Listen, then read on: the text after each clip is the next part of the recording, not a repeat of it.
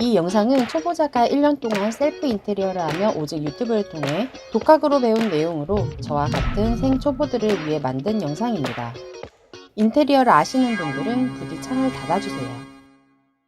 첫 번째, 핸디코트 바르기. 내부용 핸디코트는 테라코 제품을 사용했는데 쌍곰 제품보다는 발림성이 좋았습니다. 핸디코트는 찰흙 같은 질감으로 아주 부드럽습니다. 석고보드 조인트용으로 사용하실 때는 물을 섞지 마시고 헤라로 잘 비벼주세요. 그러면 조금 더 점성이 생기면서 발림성이 좋아집니다.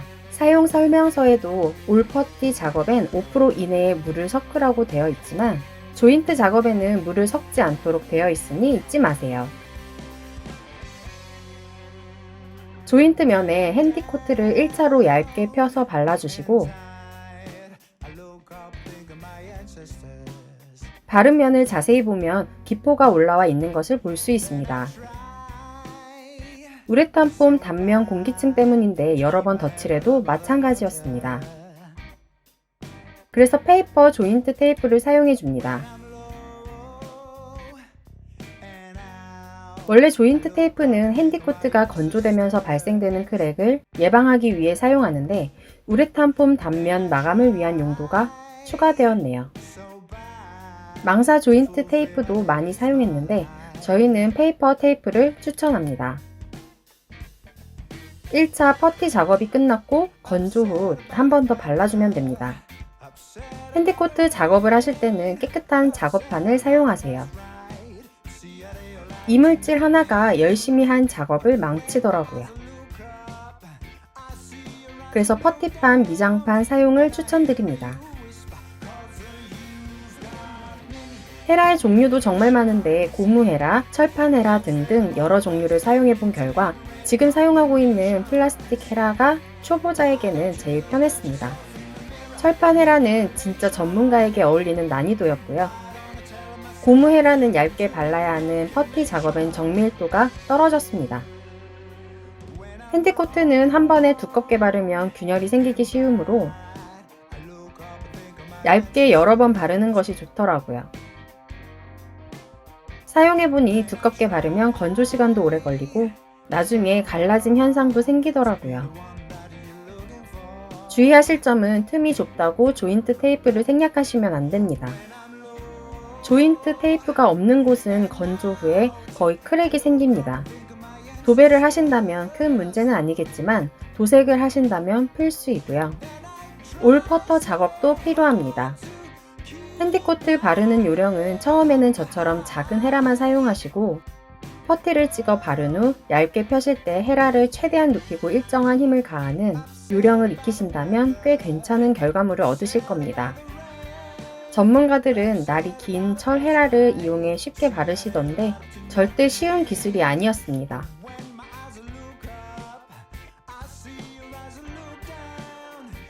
이렇게 1차 핸디코트 작업을 마쳤습니다. 조인트 테이프가 중간중간 끊긴 이유는 영상 촬영 때문입니다.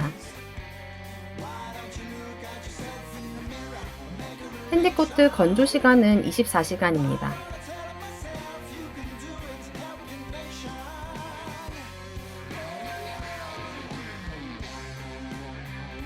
이 부분은 조인트 테이프를 뒤집어서 붙여야 했는데 실수입니다.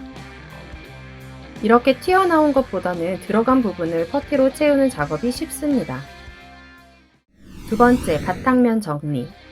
제가 사용한 사포는 220방짜리로 숫자가 클수록 고운 사포입니다. 2차 퍼티 작업 전 울퉁불퉁한 면을 대충 정리해 주는데 사포를 사용하면 먼지가 엄청 발생하니 꼭 마스크 착용하시고요. 바탕면에 붙어있는 먼지도 꼭 털어주세요. 세 번째, 2차 핸디코트 바르기.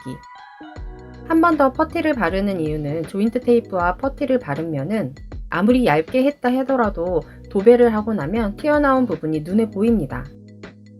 그래서 경사진 부분을 더 길게 만들어 덜 튀어나와 보이게 하려는 것입니다. 평평한 벽처럼 보이게 하시려면 저보다 더 넓은 면적의 퍼티를 발라주시면 됩니다.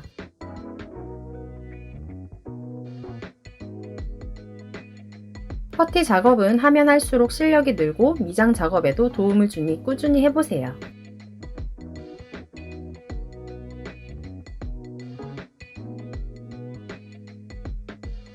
퍼티가 굳기 전 손바닥으로 살짝 문질러주면 튀어나온 면을 정리할 수 있습니다. 그러면 나중에 사포질을 덜 해도 되고 먼지도 덜 날리더라고요.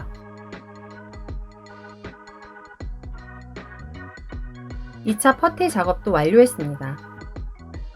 단열 작업을 하지 않은 벽면도 퍼티로 면 정리를 해줬습니다. 네 번째, 2차 바탕면 정리. 사포 작업은 퍼티 작업 후 3일 이내 시공성이 좋습니다. 천장 몰딩과 바닥 걸레바지를 하실 예정이라면 천장과 바닥이 만나는 부분은 대충 하셔도 됩니다. 어차피 몰딩이 가려지니까요.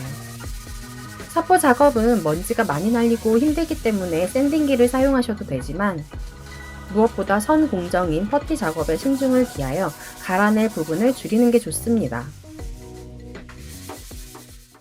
5번째, 단열재 코너 마감. 지난 시간 창틀보다 튀어나온 단열재 마감에 대해 알려드린다고 했었는데 이렇게 창호를 새로 설치하실 때는 단열재의 두께에 맞춰 창호를 설치하시면 마감을 할 필요 없습니다. 하지만 기존 설치된 창호에 단열재를 붙이시면 이렇게 튀어나올 겁니다. 여러 마감 방법이 있겠지만 저는 도배 몰딩으로 하였습니다. 사이즈도 다양하게 있어 단열재 두께에 맞게 선택하시면 됩니다. 자르는 방법은 저처럼 줄톱으로 하셔도 되지만 다목적 가위를 추천드립니다. 줄톱으로 자르면 사포질을 해줘야 하기 때문이죠. 붙일 때는 목공 본드를 사용했는데 소스통에 담아 사용하시면 좀 더 편리합니다. 본드가 마를 때까지 고정은 마스킹 테이프로 하였습니다. 창틀 주위는 주로 몰딩으로 마감을 하는데 저희는 몰딩이 보이는 게 싫어서 도배 몰딩으로 하였고 나중에 도배지로 덮어버리기 때문에 티가 나지 않습니다. 도배 몰딩도 약간의 단차는 있기 때문에 퍼티로 마감을 해주시면 됩니다.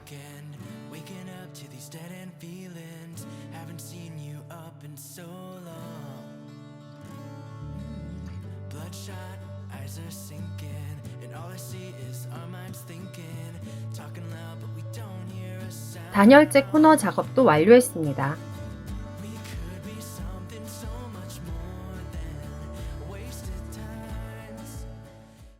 다음 영상은 바닥 폰타나의 신기술 자동 수평 몰텔입니다.